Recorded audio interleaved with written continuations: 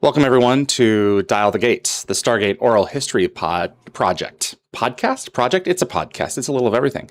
My name is David Reed. I appreciate you being with me here. If you are on YouTube and you are in the sci-fi community, sooner or later, you will have come across Nerd Cookies. Elaine with Nerd Cookies is joining us for this episode. Elaine, how are you? I'm great. I'm so excited to be here. I'm thrilled to have you. I gather you are a Dune fan. Yeah. How could you tell? I'm not sure. It's just the glowing eyes, you know, there's something a little Gouldish going on here, but similar, just a couple of universes over. Are you looking forward to the third one? Yeah. Nervous, excited, but very excited. Yeah. I mean, always equal parts nervousness and excitement. Have you read Messiah? Oh, yeah. Oh, yeah.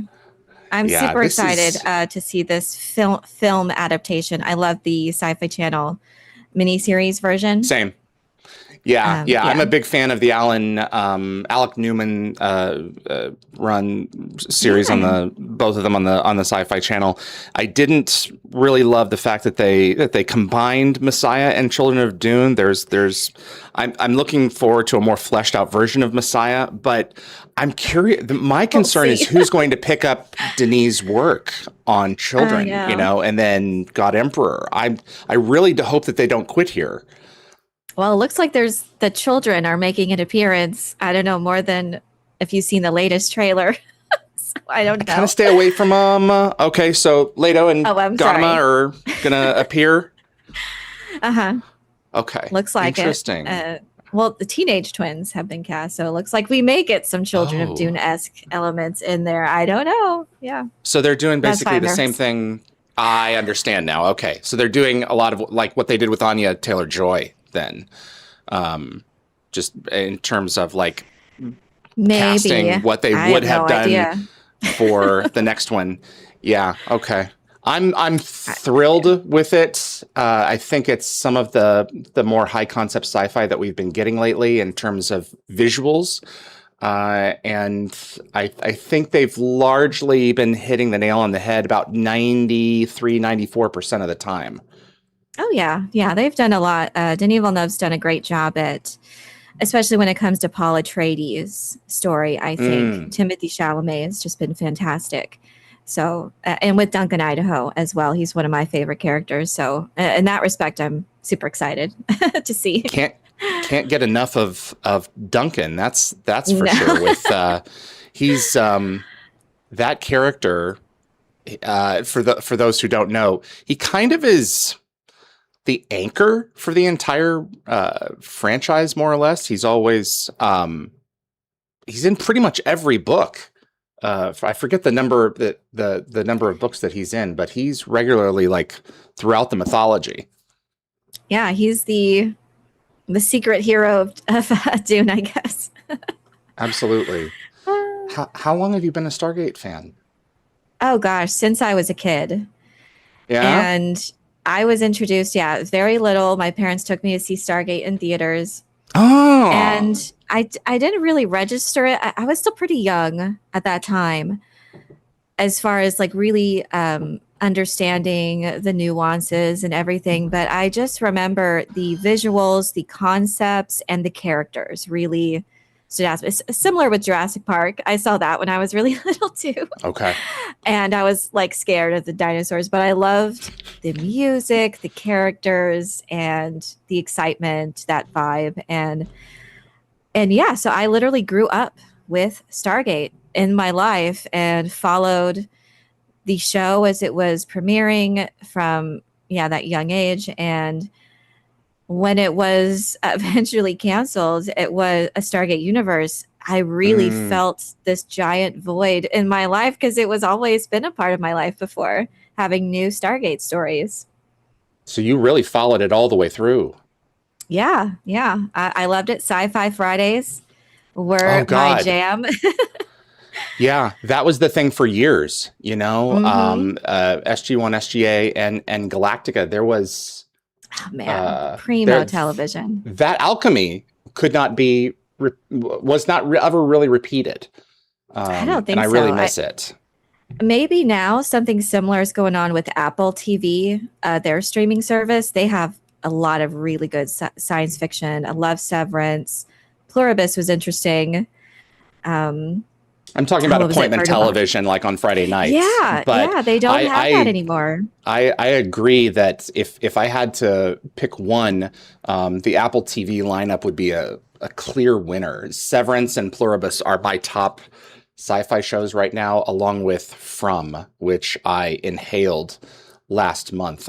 Lost is my favorite TV show of all time, and I haven't seen that. It's you haven't seen Lost? No, From? From, yeah. Yeah, it is the I think the truest so far successor to Lost. There are shows like Manifest and a couple of others have tried it, but From, I'm very pleased with how tight it is. 4 seasons of 5 have aired, and they air about like every 13, 14 months. So they're really consistent year after year. And the last 10 episodes are coming out next year. And I'm very pleased with how tight they are with adhering to their mythology. And when they set up stuff, they really so far have pretty much been batting 1,000 in terms of paying stuff off. So I'm awesome. very pleased. I gotta check that out. Yeah, if you don't mind horror. No, not. I mean, I love Alien, the Alien franchise. So, so she can handle horror. Yeah, a little bit. I love cosmic horror, actually, especially is my jam. Or it's more philosophical. Lovecraftian. Yeah. Okay. Like Backrooms, I would classify that as horror, and I loved that one. Oh, for sure. That's existential. Yes. Backrooms was just a treat. I'd followed it a little bit online for a while, but not enough that the movie didn't. The movie gave away a lot of things that had been progressing that I wasn't aware of. I was very, in terms of the internal mythology by the original the original guy who got to adapt his version. So I'm very pleased with this resurgence of how do I want to put this, more less franchisee stuff. Oh yeah, in terms of cinema, more original or based on something that was just original, like Backrooms. Who would have known that this empty building in I think Michigan would have spawned, like a photograph from it would have spawned a series. That's wild to me.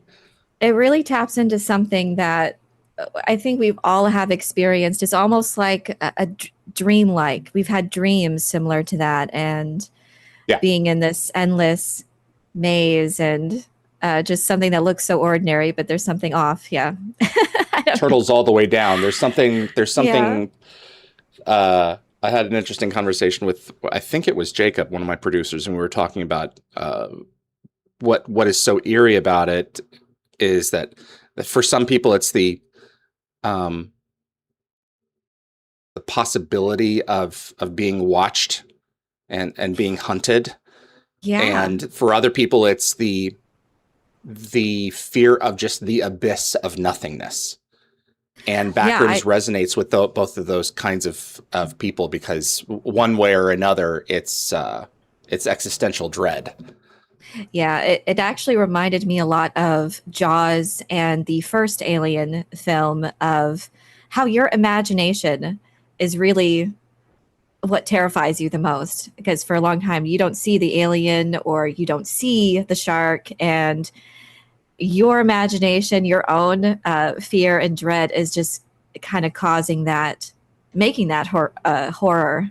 So, yeah, I felt like that was kind of a loss with your own imagination. Exactly. And oftentimes what we can imagine is probably scarier than when they fully reveal something. Just oftentimes we're scared by what we don't see or know. Or so, yeah, it's nice that we're having that it's not a lost art, that kind of storytelling. Which of the shows, I asked this beforehand, but I want to get this on the record. Which of the shows are you of the three are you closest to? You said that you went into the feature at the theater. Yeah. You didn't see it later.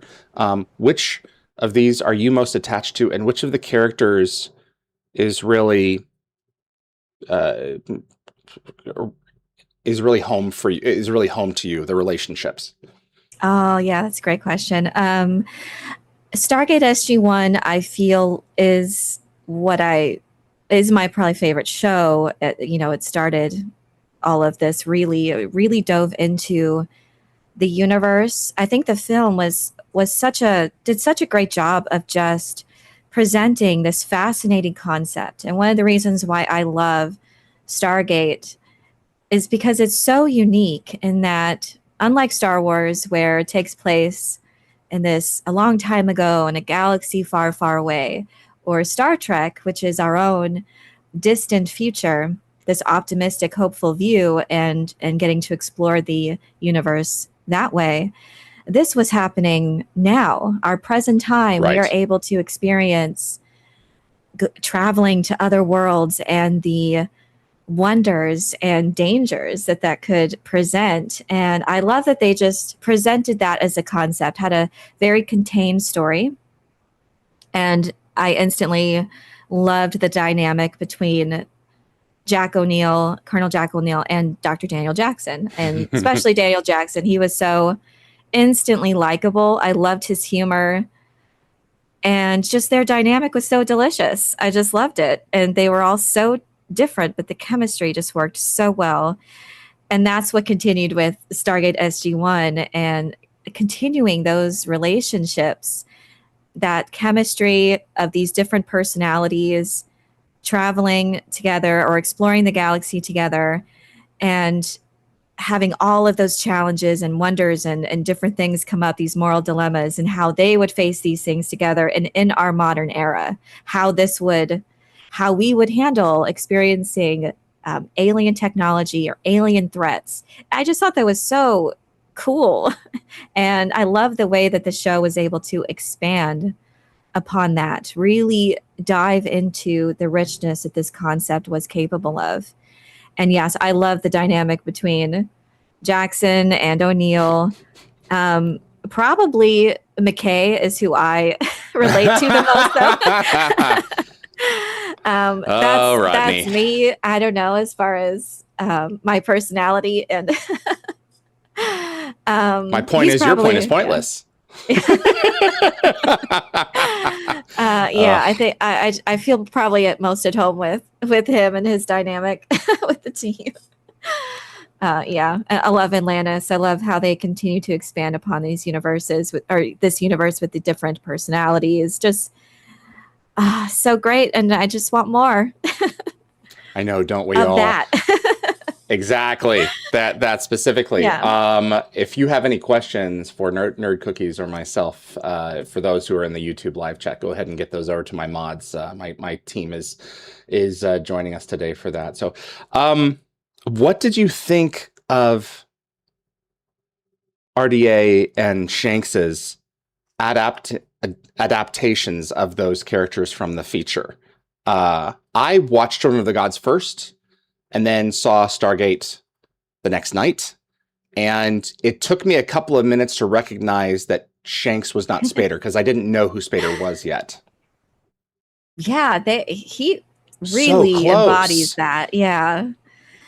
And I love how, so Richard Dean Anderson wanted to do a different take on the character, but I thought it was so seamless in how it worked, because even in the film, where Jack O'Neill is at that time, it makes sense for him to be very serious and in the throes of grief and ready to end it. So of course it makes sense that he was more serious, but at the end of the movie, his dynamic then with Daniel Jackson did evolve. Have that more lighthearted dynamic. And he had the, give my regards to King Tut line. And it did seem like he was paving the way very well for Richard Dean Anderson to come in. And I thought he did it very well too. He wasn't just all jokes from the very beginning. He he developed the character very well from that point in time. And as the characters' relationships progressed, as their journeys progressed through these different stories, and together their own dynamic was forming with the team.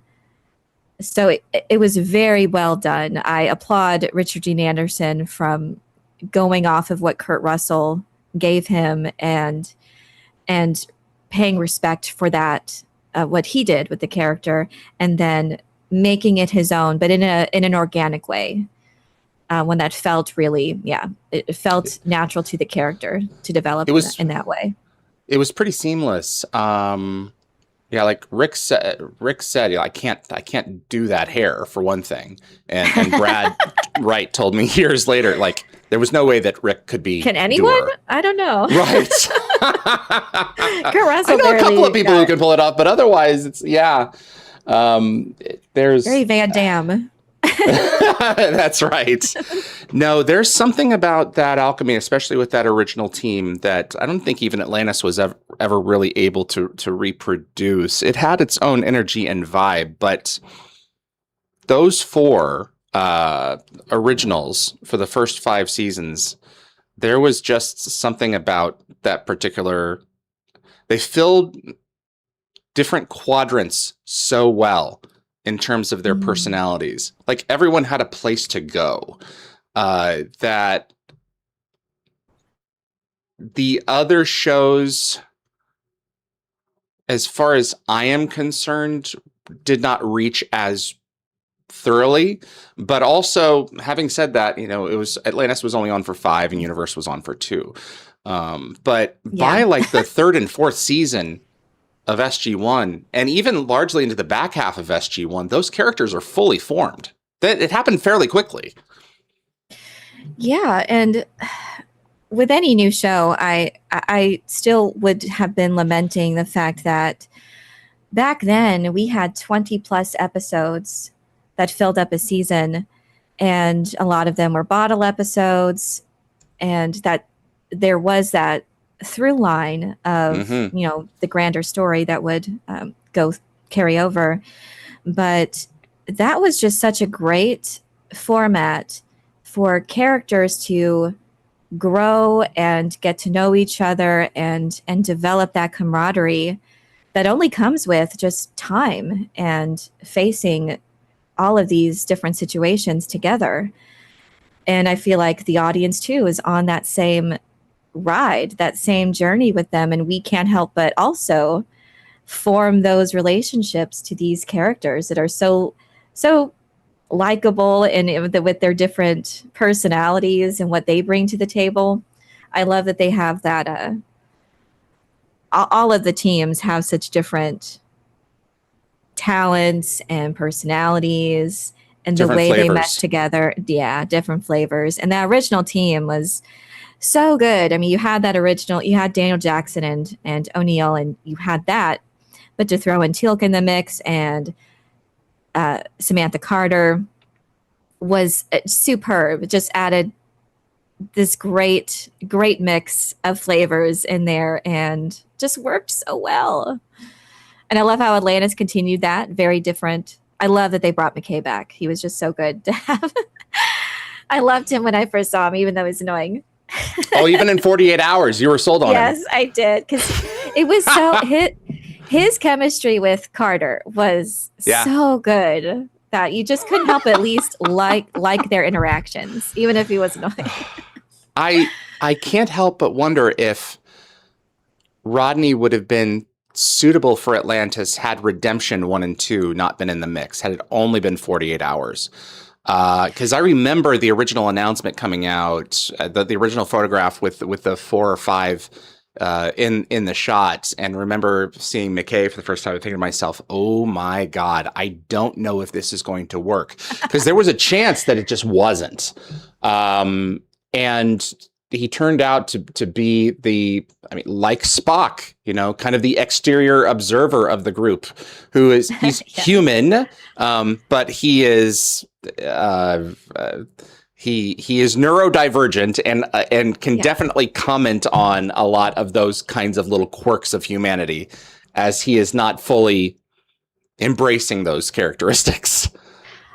It's so, I love the balance that they did for him. And yes, I do agree that the other episodes that he was in before he got signed on to Atlantis, he had his own little arc there.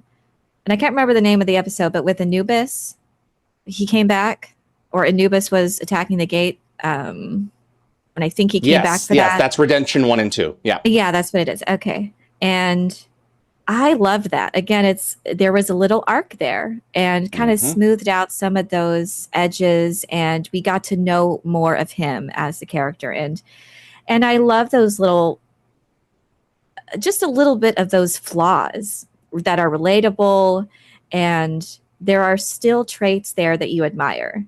And it's a very delicate balance, though, to write a character like that. And I think that they did it well. It can pay off if there's enough there that offers that great chemistry. Like I said, the chemistry between them, even though they were butting heads, and he was, had those saying things that were very inappropriate. The way they interacted was so good.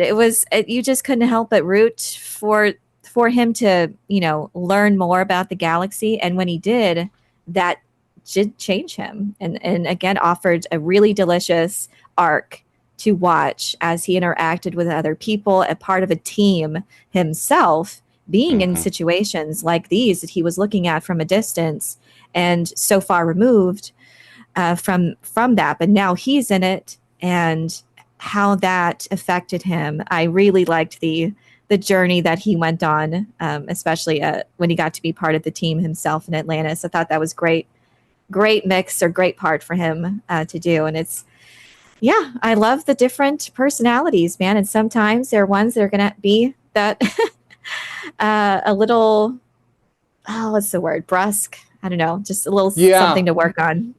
Yeah. I have a friend, Sonia. She is one of the most staunch feminists that I know. And McKay is her favorite character. And I asked her a few years ago, I was like, how is that possible? It's similar to the pedestal that we put Vader on after he has redeemed himself through destroying the Emperor. We kind of set aside the fact that he is directly or indirectly responsible for the deaths of perhaps hundreds of millions or even billions of beings across the Star Wars galaxy. It's all okay in the end. He's a good guy. He gets to go to Jedi heaven. And Sonia Tony Stark yes. Yeah, exactly. Very much so. Playboy through and through. And Sonia's answer was, we know him. We know Rodney because we've seen that transformation. And I think that's a definitive answer, where if you really have an issue with someone along the lines of a Rodney in your life, how well do you know them? And I think that says a lot to being open to discovering people and who they really are. If you find a way, or if they allow you to be let in. Oh, that's really good and observation. And I think it's just how he was written. And again, that invokes things that we still like about a similar arc, like Tony Stark or Sherlock Holmes, that have those character flaws, but they have other traits to kind of counterbalance that you still root for, that you still like. And unfortunately, I feel like it's a trope now in other shows that don't handle it with as much finesse. They think that starting off the character as just unlikable with no redeeming qualities and put that as the hero, I feel like it's a bit forced. They're forcing you to root for this person. Or the character is perfect. They have no flaws whatsoever. It's the same knife edge. That's a great point. Yeah, and that's why I feel I applaud the writers for writing something like that. That's more in depth and relatable, because we're not all the same. We're all have our own quirks and issues, but there's redeeming things in there also, and having that go against other characters, other people that you are with can have that impact on you, positive, negative, and that's just great writing. And I think that's what people really respond to, and especially with a Rodney that really worked for this setting, and how he worked with Shepard and the others. It's just a great journey that I loved following. So that's it. So while SG-1's my favorite, he's probably my favorite character. Last note on McKay. Rodney. Rob Cooper. Everyone said that Rob Cooper was based on Rodney, and Cooper wrote 48 Hours. And I'm like, there's just no way. And I'd done interviews with Coop for the longest time, until a few years ago, where we were sitting down and talking. I don't think this was something that went to air. And I said something, and I got like an eye roll, or I forget what the trigger was. And I was like, there it is. That's what we're talking about. That's Rodney. And I was like, okay, it's true. You know, you push someone a certain way far enough, eventually they will respond. And I saw finally Rodney out of Robert C. But for a long time, I was like, no, you guys are all nuts. And that was fun to finally see that unveiling. I've got a few questions for us. But before I do that, anything about universe that we want to touch on before we move on to the show that was going to be and then was suddenly not? Yeah. Oh, I love. This is Eli my favorite of the three. Oh yeah. I know a lot of people that's their favorite, and I think I love it.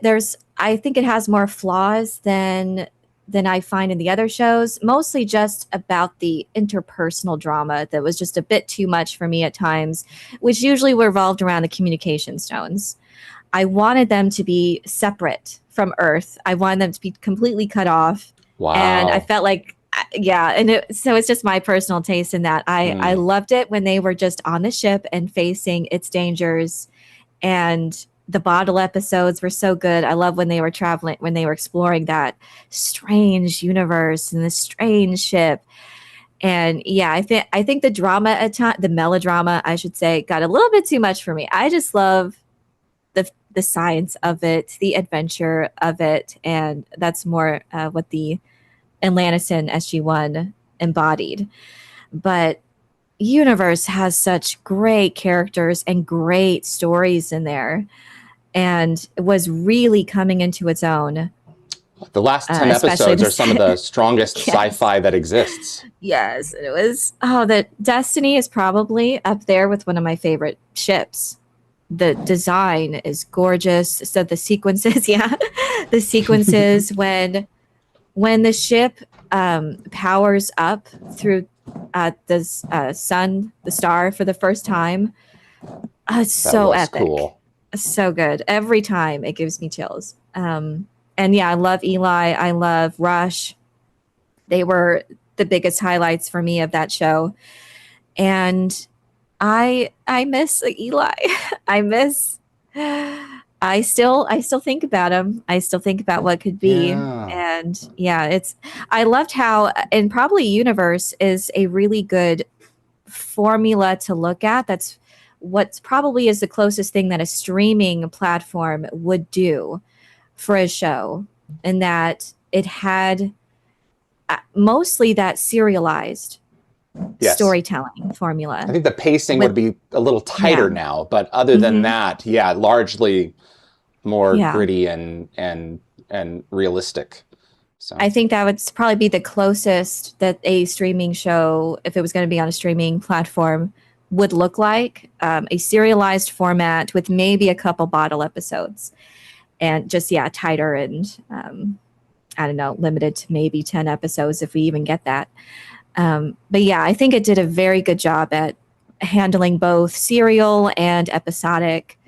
I think it was more of a balanced way in that. And I think that's why people liked it more. I think the fans of it like that through line story. And I think the premise itself just really set it up well, because they are out there.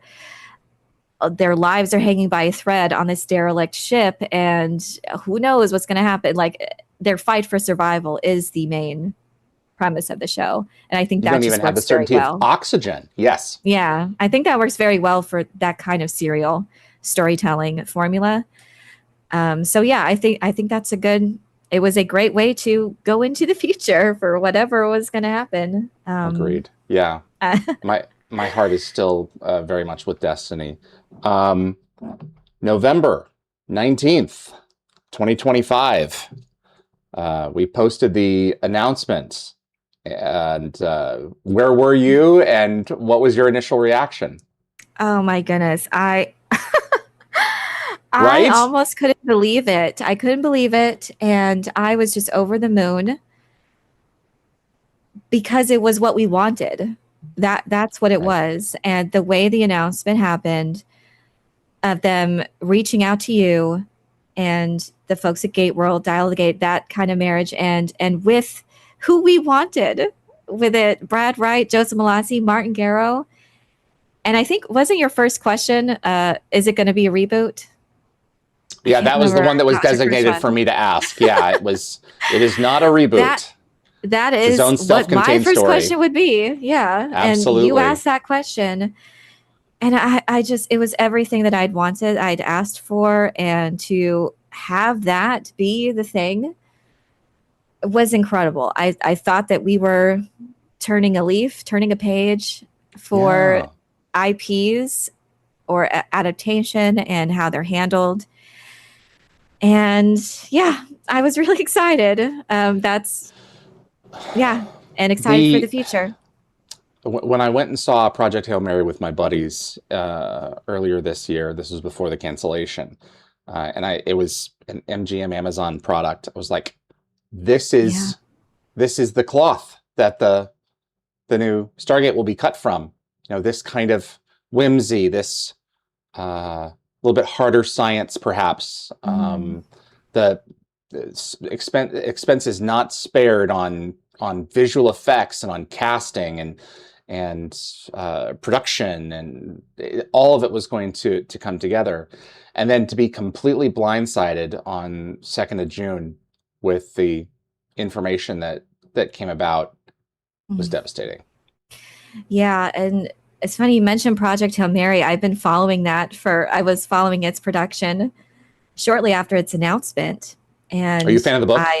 Yes, I read the book shortly after the film adaptation was announced because the concept just sounded awesome. I love The Martian. So when I knew that it was his book, Andy Weir, and I was closely following it, loved it. And I actually did, I think I did my review was talking about how this reminds me of old school Star Trek, what we loved about the hopeful optimism and the hopeful, optimistic look of the future of hard science mixed with heart and humor and adventure and exploration of the wonders of the universe. And with Stargate, a new Stargate series poised to start, or it was in writing or in pre-production, it just seemed like we were in a great place. And that what could have been and what still could be. I mean, That's true. They do want they want to do something with the property. I get frequently people asking me, well, can't someone else buy it? It's like they don't want to sell. they want to do their own thing with it. They're taking other pitches to my knowledge, either actively or passively. It breaks my heart, actually. Yep, that's it. Because of how they did it and of how Amazon reached out to you. They used your platform and the meeting that you had with Malazzi and Martin Gero and them, and because that's what the fans would have responded to. And on their official accounts, they said, Stargate fans, this is for you. An extraordinary new journey is about to begin. And I think because of that, and then a few months later, no word from them officially, but just others, insider sources, saying that, well, it didn't look like it was going to have broad appeal beyond the passionate, dedicated fan base. That they're just going to have someone else. That was such bunk. It is. I mean, what are we supposed to take from that as Stargate fans, that we aren't good enough? That we're not sufficient. Yeah. And it's unfortunate because I've seen this. We've seen this, I think, in other franchises, where beloved franchises, where they think that rebooting or remaking something to try to appeal to other demographics, other, I don't know, age groups or young adults or what, women or other things, when you have no guarantee of getting that audience. You don't. It just does. And we've seen it time and time again with very prominent IPs that are failing at the box office. The fact that Mandalorian and Grogu, a Star Wars film, can fail at the box office is kind of crazy to even think about. Backrooms ate its lunch. Yeah, like, because that's the thing. Modern audiences, or this generation now, they are loving what they grew up with. That's Stargate right. is something I grew up with and am passionate about. And other fans now they have their own stories and IPs that they're growing up with, and like Minecraft and Backrooms, and they're responding to that. You don't have a guarantee that they're just going to suddenly jump on to the bandwagon of a famous IP. It's not famous to them. They have no relationship or connection to it. We do.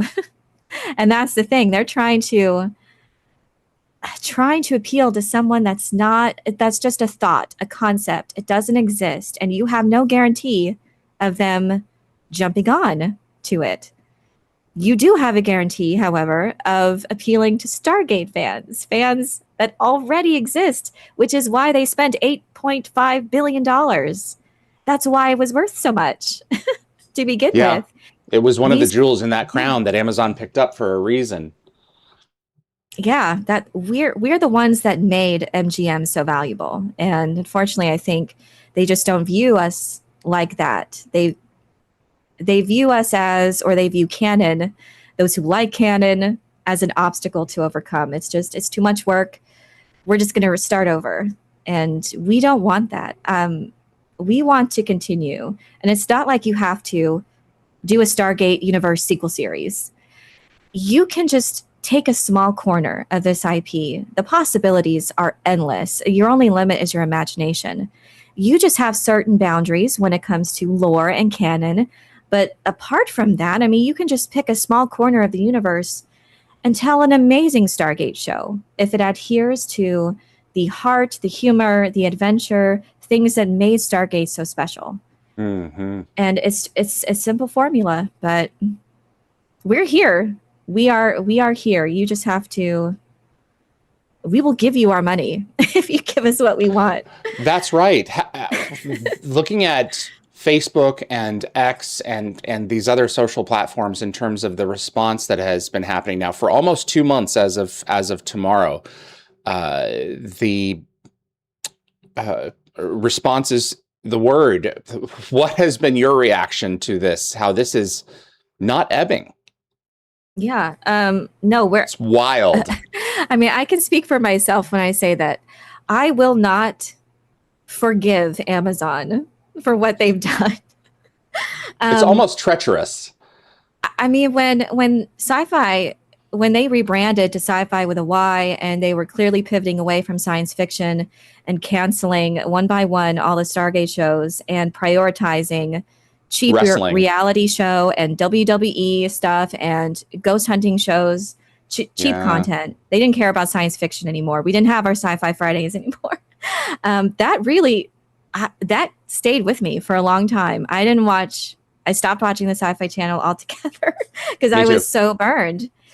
And I feel exactly the same. You reached out to us specifically with this and to you guys. And then 6 months later, literally snap it from our hands. I will not forget, and I will never forgive. When I say that. This can be fixed, but that window is rapidly closing, and I just I don't see it happening. So Yeah, they've created an obstacle for themselves now with the fan base because you're darn right. Yeah. They certainly that's now have. a challenge you have to overcome. Whereas it was amazing to see the response initially because I think primarily most of the fan base was optimistic and at worst cautiously optimistic, and rightfully so because Amazon does have this what's the word? Fragile, or the state of IPs that they've themselves handled is either really bad, really good. When it comes to like Fallout, they have a tendency to imbue them with their own perspectives on things that are not aligned with what they were created from. Yeah. I mean, Fallout is great. I love Fallout. I love what they did with that. And was season 2 then they also strong as well? Yes, I enjoyed it more than season 1. I've just seen the pilot. Kyle MacLachlan. Okay. Kyle MacLachlan he's fan, so good. Yeah, Twin Peaks. I love Twin Peaks. Yeah, and he was more in it in the second season, and it was a great expansion of it. So they have that, but then they also have Rings of Power, which is just a complete bastardization of what Tolkien wrote, and they are just moving on with that. And so you already have this treacherous relationship with fans, and we were already poised to be pessimistic when it for fans of these beloved IPs, ones that we've seen mistreated and that are essentially on life support, at best. So now they have put themselves in that place where I am not optimistic at all. I'm pessimistic at best. Now, if whatever they announce, I'm not on board. You announced what I wanted, and that's what I was going to support. But yeah, now that they've done this, I am immediately in that position now where I'm not optimistic. I'm not hopeful. You have to prove, I don't know, you have to make it up to fans somehow. And I just don't think are capable unless you take it back. That's you it. Could still do that, Amazon. You could still take it back. They sure still could. The thought that I keep on coming back to, and I haven't articulated this too much on air, is that I was around promoting the shows between Atlantis and Into Universe, and the hellscape that was in terms of fan expectation and what they got with the new show, what the true Atlantis diehards got with Universe, and how they did not like it, and the pushback and the pushback and the pushback, and the vocal group that refused to be silenced, that thought that felt that Atlantis was ripped from them. There are reasons for that will never be public, that would explain a few things. That the broader fandom just doesn't need to know, because it scrubs off so much of the magic. And all I can keep on thinking of, and this is the part that I was getting around to, was I don't want to go through that again. And if they introduce a new piece of this IP within the next 3 or 4 years, we're going to go through that again. And I'm not sure I can. I mean, that really sucked. I can't help but fighting think that with they your would own fan base. I mean, so their biggest IP under MGM is probably James Bond. Yep. And what are they doing with that? Before it was pretty much concluded with Daniel Craig's era, but now it's just ripe to start over, and they have new producers, or those who are owners of the IP itself. So it's going to be a brand new era for that, new James Bond. And that's always been kind of the thing with James Bond. But in other areas, as far as science fiction IPs, it's always been the tendency to remake something, reboot something. And it just doesn't have, more often than not, doesn't have the same magic. And I was hoping for something like Picard Season 3. Ideally, is what the formula for a new show, a Stargate show, would be it's new with serial. The old. Mm-hmm. So that was Picard season 3 was it's very much its own show. It was like a season or new show within a show. That's right. Yes, and Terry Matalas did an amazing job of honoring the legacy characters, providing what fans wanted to see. It was basically just a TNG movie or mini series. It was, but it also paved the way for new stories, and I was excited to see the new story, Continuing Adventures of the Enterprise with Jack Crusher and Captain 7 of 9 and Q's return at the end. It was all there. They did an incredible, or Terry Matalas did an incredible job of honoring what came before, respecting the canon, and using his imagination wherever it was required, as far as like handling the ages of the actors when it came to Data. Brett Spiner. That's right. Finding ways to make it work. Yeah, and making the actors comfortable with their own skin and with makeup and everything else. And in science fiction, really, you can do whatever you like. That's right. I was so happy that Data was brought back because that's what the fans wanted, but they also made it meaningful. And that's the thing too. I don't want meaningless member berries or nostalgia bait. They provided a wonderful story, compelling story that felt believable and organic to the original characters, the legacy characters, give them something significant to do while introducing new characters and a new premise to start a new show on. And again, I feel like a similar thing happened, that the ones in charge of the IP just didn't care about its fans and the show itself, even though Picard season 3 did amazing numbers, and critically it did great and got numerous awards and record viewership numbers. They were poised to do that. They had all the reasons financially, and had the fan base on board, and new audiences were on board as well. That's the thing that they want. But this is the formula that so often, or more often than not, Hollywood just doesn't want to do. They just want to wipe the slate clean, start over, and that's what I fear is ahead for us. I don't want a new Dr. Daniel Jackson. I don't want a new Colonel Jack O'Neill. We have those characters. We have those journeys. We love them.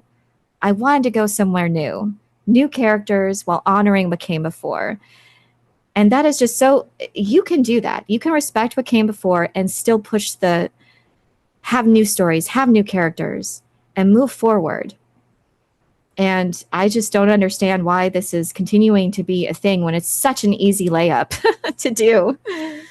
Get people that are passionate, and like a Terry Matalas, we had Martin Gero, we had Brad Wright and Joseph Malazzi. We had them knowledgeable, passionate, and cared about the fans. It was all there. I just wish we could have gotten a shot and to see, especially what is being greenlit by Amazon, that there's numerous shows that they at least give them a chance to see the numbers and perform.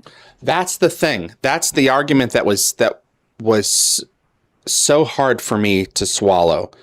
You are 1 month and a half, 2 months, 2.5 months away from principal photography. If you're going to be, I'm not going to quote the amount per episode. It was a lot of money. Just do it. Film it. Go ahead. You've started this process. You've got so many people hired. There were stunt people that were already hired in the UK, that lost their jobs. They found out a week before the rest of us did. Shoot the darn thing and then pull the plug on it. Watch the chips fall where they're going to fall, and then you can vindicate. But they wanted to retain that money and put it towards something else. And it's just a shame. You and I can harp all night on this, but that's where we are with it. And look what they're doing with RoboCop now. Yeah. And they're doing with RoboCop now another remake. I mean, it's already a movie was already made, and that wasn't. And I liked that one from the 2010s. Yeah, I enjoyed it. It was far more sci-fi than the previous ones were. Yeah, but also I would say that Stargate has a much bigger fan base than RoboCop. I don't know. Maybe I'm just I think biased, so. but I think so. I think you're right. Yeah. And yet that one's getting another remake. It proved itself on even in the television format that it wasn't commercially successful. I don't know how well that's going to translate just by doing it in a show. And again, the same old story, like different executives, same hubris. Yep. And I don't know. And it's always prequels, it's always remakes, it's always reboots. We just want it to move forward. I mean, with Star Trek, they were kind of stuck in new shows just being in the past, and I want to take the series forward, which is why Picard season 3 was so great. And that's what I wanted to see from a new Stargate show. Move forward. Go to new places, experiment, do something extraordinary. And yeah, the possibilities were endless. They just needed to care. I don't know what's going on behind the scenes. I've just seen this from the outside numerous times before. And it's not, I think fans are just stuck in that perspective now. Like, we've seen this story before, we've seen this play out before. So we're in a place that's not hopeful at all right now. So they're going to need us, though, whether they like it or not. I think so, too. The devil's advocate for a moment. With the modern era, especially with all of us congregating online, there is, I mean, you can say this probably chiefly Star Wars more than anything else. There is a sense of ownership among fandom that this is our IP, at least as much, if not more, than the IP holders. It belongs to us. And we breathe as one, the IP and the fandom. And you cross us at your peril, a lot of us think, and a lot of us feel. And you've got the likes of Hollywood now, which is very much the mindset that if we build it, they will just show up. That's not always the case. The James Gunn universe is on.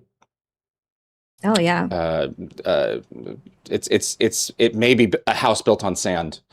We're gonna have to see. You can't just throw anything out there and expect people to grab it.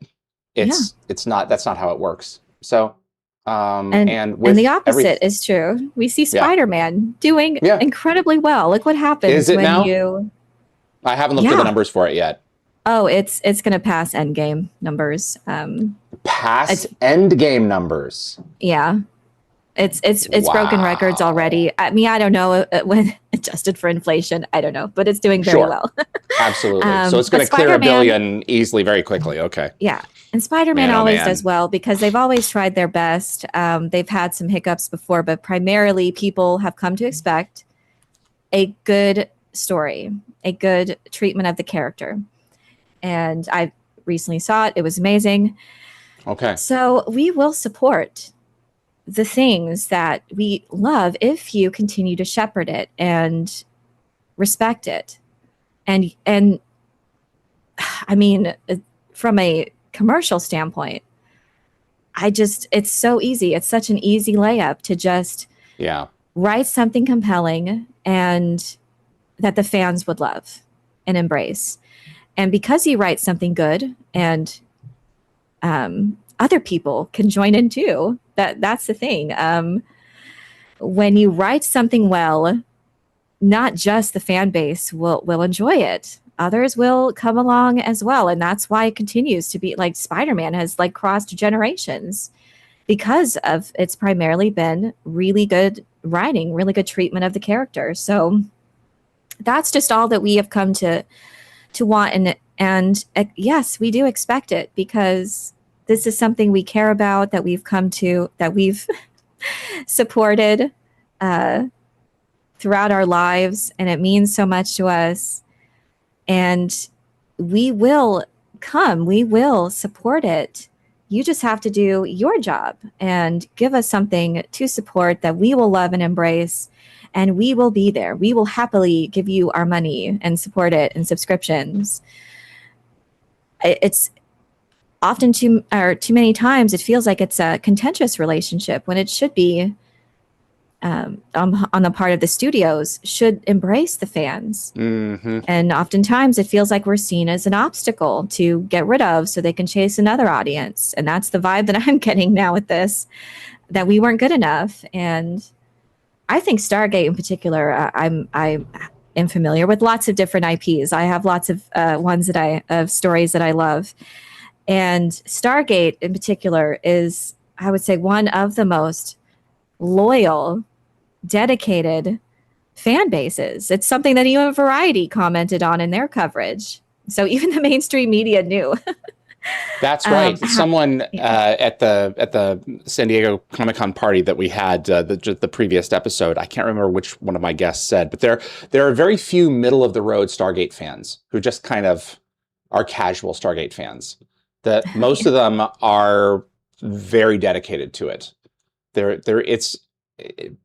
It's you're either on it or are not interested in it at all. And I was like, that's a good point. More than a lot of franchises. That's one. There's not a lot of folks who are sitting on the fence. Yeah, I was on top of any snippet of information of a new show. I continually watch your coverage for any news. So, so yeah, and recently, I was the same way with TRON, a TRON 3 movie, and I followed that from the very beginning when TRON 3 was initially canceled. Wow. So, okay. Joseph Kaczynski's original TRON 3, I've been following that and its progress. And look what happened. Like, they completely distorted the story. We didn't see TRON. We didn't see Bruce Boxleitner return or any of the legacy characters that we were hoping to see. And it was such an easy layup for them to do. They had the script. They had everything in place. They had a 9 Inch Nails. They had great music. Wow, they went that there. far. But yeah, it was completely not what we had wanted. And I was very vocal about what I was looking forward to. And I, of course, wanted it to be good. But it ended up being one of the worst movies I've ever seen. And it was just so unfortunate because it was a very niche IP. TRON is very niche. Yes. And I feel like it's always been left on the shelf, mistreated at worst, and ignored at best. And again, that's just another thing. I've experienced this so many times that I wish, like, we're telling you what we want. This is valuable feedback, valuable data. And normally in other areas of customer-based business, you want to know what we want. You want to provide the product that we will support and buy. And I don't know. And oftentimes they were just ignored. And you think that we're just going to slap the name TRON on it or slap the name Stargate on it is not good enough anymore. If Star Wars can fail, not for the first weekend. No. Yeah, exactly. If MCU movies can fail, if DC films can fail, it's not enough to just slap a name on something. You have to care for it. And we, as the fans, need to know that you're doing that. You're servicing us. You're servicing the IP. And if you do it well, other fans will join. That it's a simple formula. It's worked in the past. When you don't do that, we've seen that as well. What happens? I think the primo example in terms of my recent memory is Sonic. Remember the first trailer came out? Yeah. And he was hideous. And nightmare fuel. Much nightmare fuel. How much money did they spend on, to say nothing of the focus groups, redesigning him based on the feedback that they got? And what a home run that continues to be, to the point where Nintendo followed suit. And they're like, well, if the blue Hedgehog can do it, we can certainly do it with our IP. Yeah. And Sonic set the standard. I played those games when I was a kid. I have yet to see the third film, but I'm looking forward to spending time to sit down and do it because they're good. They're fun. Paramount proved that it can be done. That's a great point. Yeah, and I was I was there, and I would definitely balked at that design. It's it's something so like what I don't know why they didn't do it from the start, but they Hubris. heard the feedback and changed it because That's and right. now it's a $1 billion franchise and continuing to produce new movies that are incredibly successful. So it's a simple formula, but as long as egos just need to be pushed to the side, we're here. We want to give you, we want to support it. We want a new Stargate show, but you have to understand what that means. We need to feel that you will That's right. respect it. And I'm all for a new story, a new I mean, like I said before, my expectation wasn't for them to pick up right where Eli left off. Right. Ideally, if this one was successful, they could go back and do that. Whatever this thing is that is next, it must have great characters and a great story. It has to have those things. Yeah, and I think the rest would fall into place. Like, look at what Ron Moore did for Battlestar Galactica. That fan base was really skeptical, but it's Ron Moore. Star Trek: The Next Generation.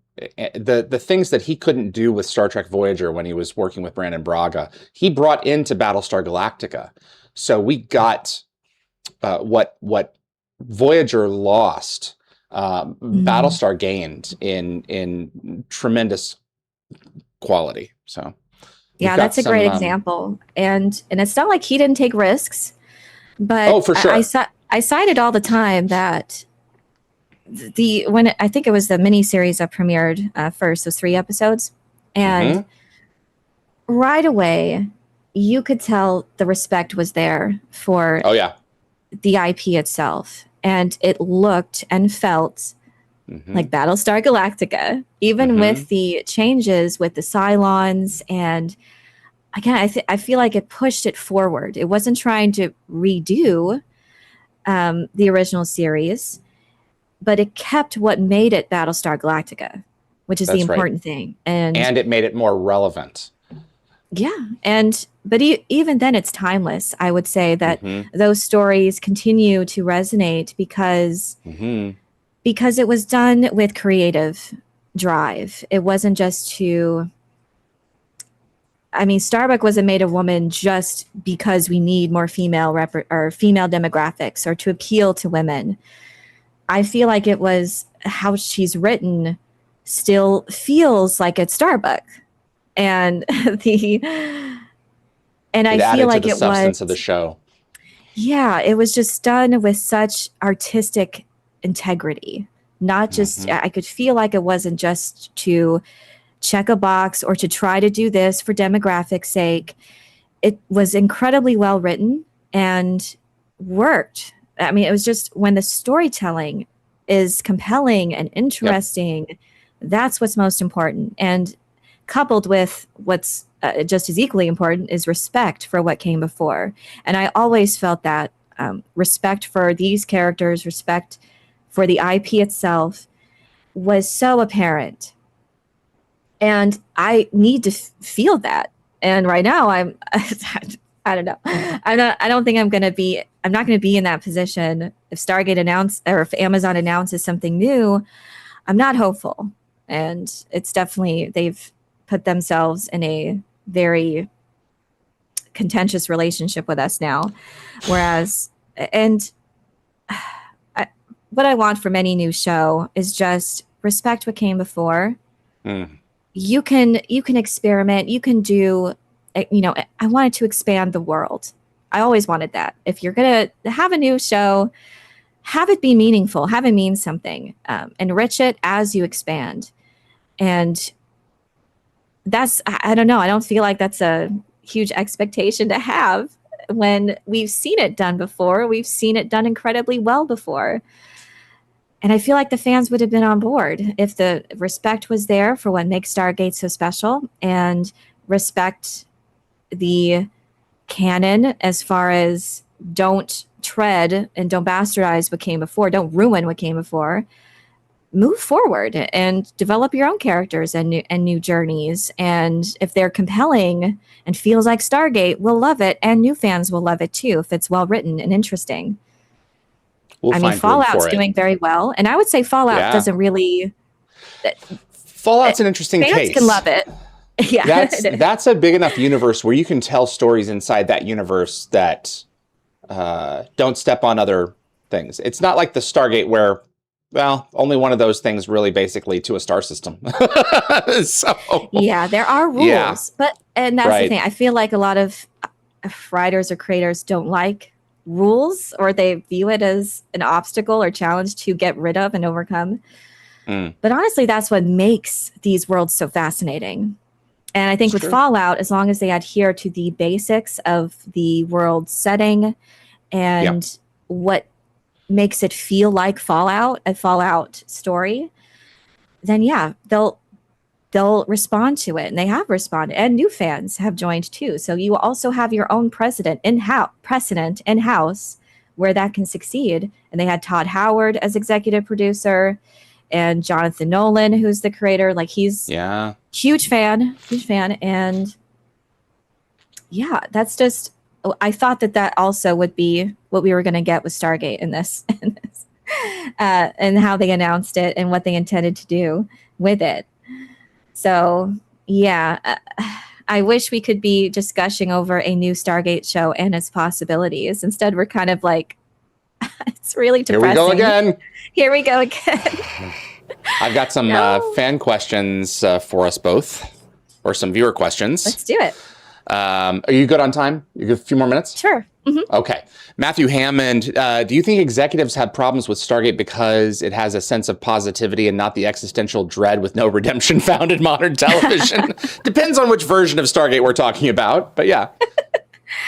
I don't know. And I think Project Hail Mary was just the way people responded to that. I know that initially people were wondering the question of the box office of theaters. Are theaters dying? And I think the film itself was it wasn't attached to an IP, a big legacy IP. So there was that question of if something like this, will normies respond? Will general audiences respond? And they did. I think audiences are hungry for something that is hopeful and optimistic, and with incredible character work that people will latch onto and gravitate to and resonate with. So we've had this example just recently where, I think the world is ready. I said it at the time too, before it even came out, that this is what the world needs. This is an incredible story that isn't dark, that isn't gritty, and that is a wonderful.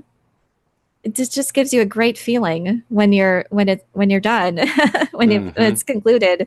And the fact that it resonated so deeply with audiences, I feel like that audience is there, and hopefully will be served with something like Stargate. I agree. Gate Travelers wants to know, were they to continue with what came before, like with what Martin was doing, would you have had room in your heart for theatrical adaptations as well, or would you have just wanted it to be TV? Oh, that's a good question. Well, I loved the. Well, I guess it depends on. I mean, it started. I love Dark of Truth and Continuum. Yeah, and so it proved that the 2-hour format works. Movies. Yeah. Yeah, but if it's going to be theatrically, I feel like that could be, if it's connected to the show, that can, I don't know if it would succeed as well anymore, because I think people, I think the story or whatever should live or establish itself very well first before jumping on to a completely different format. Only because, I mean, we've seen what's happened with Disney Plus shows, numerous Star Wars shows and numerous Marvel shows. And when they've tried to then jump back into their theatrical format, it just didn't work because those audiences didn't cross over into theatrical. So I guess it just depends on what you would plan to do with it. I know with Battlestar Galactica, a long time ago, years ago, they wanted to do a new show and a new film.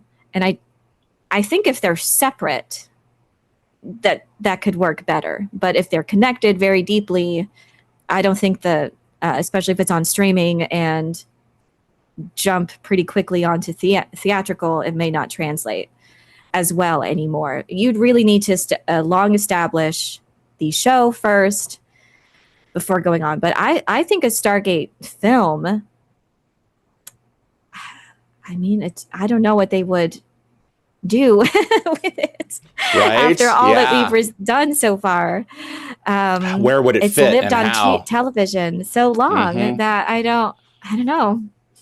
Yeah, it's hard to pin down for sure. I would be open to it, but I would be skeptical. Harris McGrade, hey buddy, he's over at Sidetrack. Did y'all enjoy Jonas Quinn and his arc, and would you have liked to have seen him folded into the crew like Cam and Vala were later on? Oh, I love Jonas. You have a hot take for me? Yeah? Okay. Yeah, I love Corin. But Daniela was always my favorite character. And Corin really was...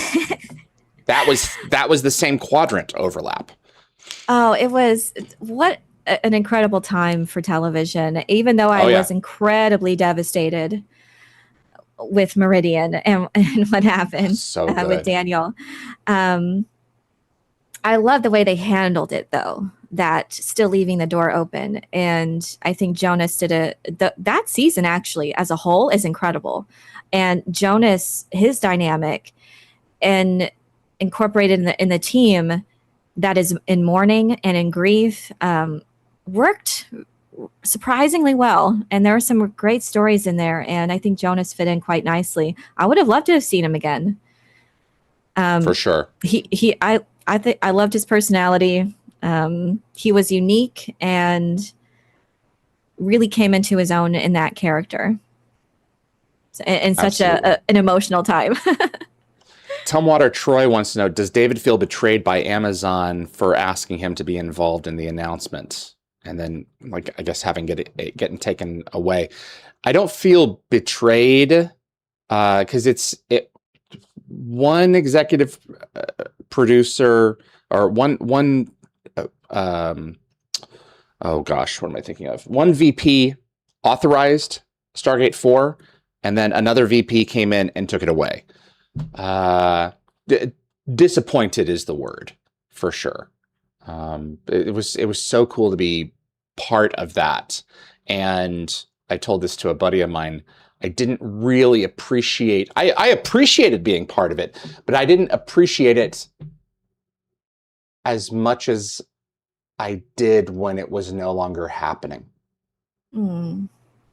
And that's frustrating because then it was like, oh, okay. It was like a couple of percentage points more than I did before it got canceled. It wasn't a lot, but it was very much like crap, you know? I feel betrayed. Yeah?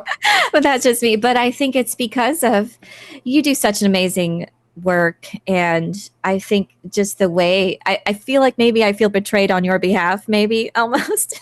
Yeah, I can understand that. Yeah. Sympathetic betrayal. Yeah. Just because your video, that was how the news was delivered. Mm-hmm, and that's true. Yeah, I think I'm feeling that for you. And just as a part of this fandom, because that video is what gave me such optimism about the new project, was because of the outreach to the fans.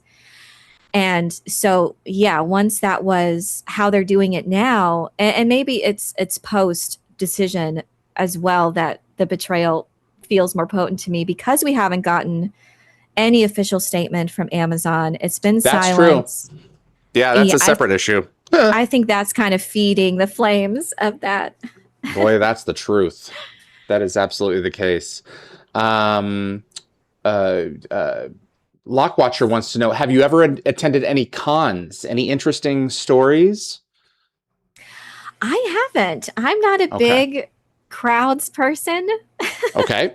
You're homebody. So I get that. Yeah. Oh man, San Diego Comic-Con. I think I saw you there. Yeah. Through Film Threats coverage. I was watching them, and so many people. I was like, I can't do it. Did I appear on I don't know Film if I Threat? could. Yeah, I go on their Versus panel on Mondays. I thought I saw. Did I appear on Film Threat?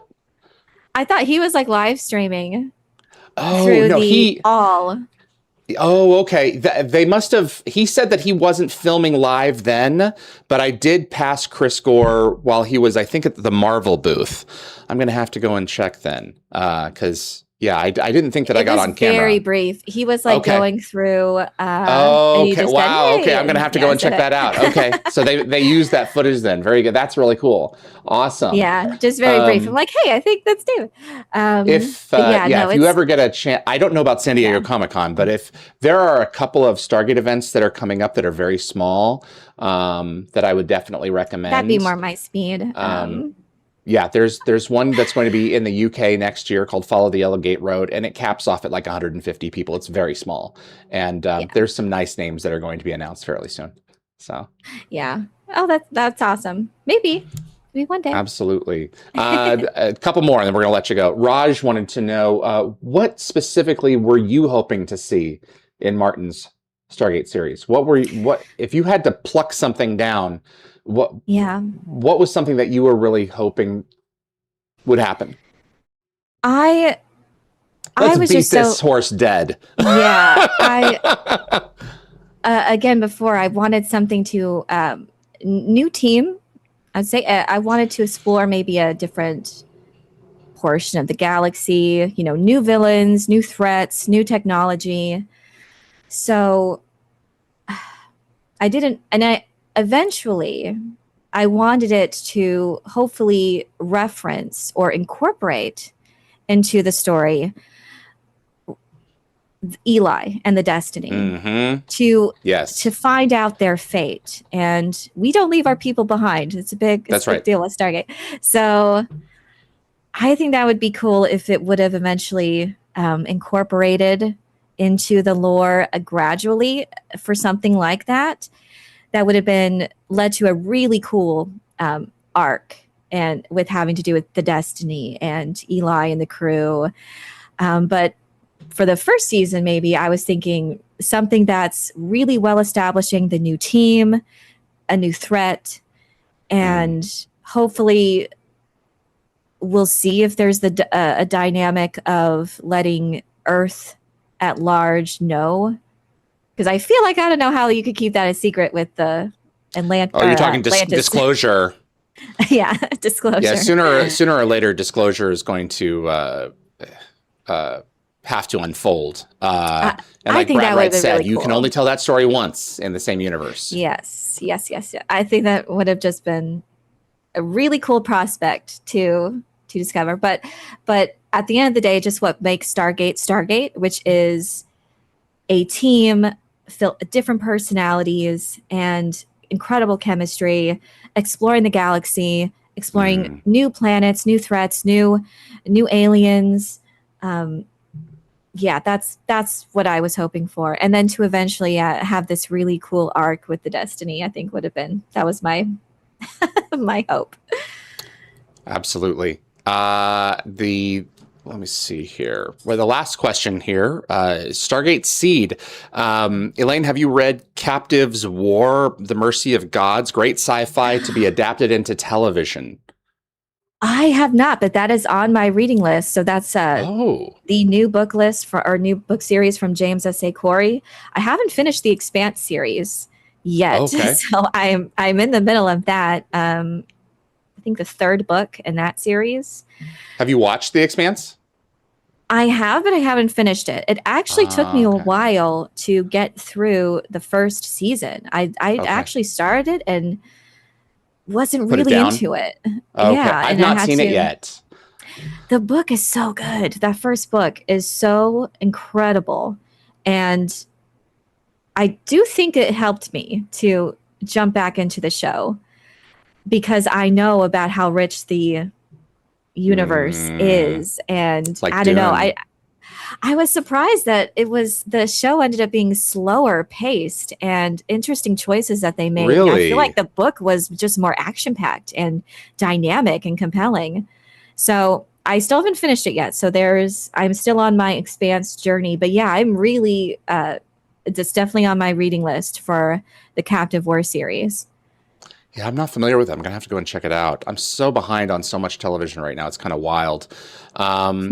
This has been fantastic. I know I asked an hour from you, and we've gone over. It's been a delight to have you. I've enjoyed watching your content for years now. Aww. Being a YouTuber can be very solitary work, and just really chasing those numbers and talking about things that you want to that you can be passionate about, and not just following the chasing the views. And I think that you've managed to create a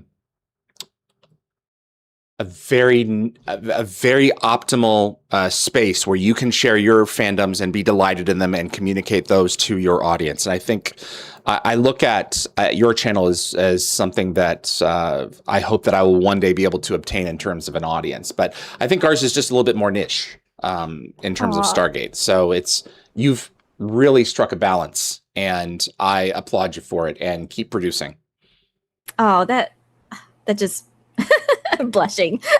that means so much to me coming from you. I've enjoyed your content Absolutely. as well, your coverage, and it will continue to follow. Yeah, and I'm just passionate about the IPs and stories that I'm passionate about, and I just want to be myself. And that's right. And that's just what I want to create for other fans to come together and enjoy as well, and just nerd out together about all these different things. I have a Dune book club that I'm doing right now. We had our a live book club discussion just yesterday, and those are so much fun. And I just love getting to nerd out with other fans, and whether we're going through it, we're going our ups and our downs, just sharing our honest opinions and just nerding out together in that way has just been incredibly rewarding. And yeah, I just love, and I've enjoyed this so much, just chatting with you, David, about and nerding out with you has been such a delight as well. So thank you again for inviting me. This has been great. Thank you. So you are on YouTube under Nerd Cookies, and you are on X, right? Yes, at Nerd Cookies as well. At Nerd Cookies. Those links are in the description below. Thank you so much, elaine. This has been a treat. Oh, thank you. What's your favorite flavor of cookie? Oatmeal chocolate raisin, probably. Whoa! Wow. Okay. Awesome. Very good. I don't have cookies that often, actually. I don't know, but that's when I do. That's what that is. Where did the inspiration for the handle come from? It just came to me. That's kind of the vibe I wanted to create, was something that was just a pleasant vibe to hopefully watch and listen to, and cookies just came to my mind. Yeah, it's something that's positive and sweet, and sometimes a little bad for you, but something to look forward to. It's a great time. So thank you for coming on, Elaine. This has meant a lot to have you. Oh, thank you so much.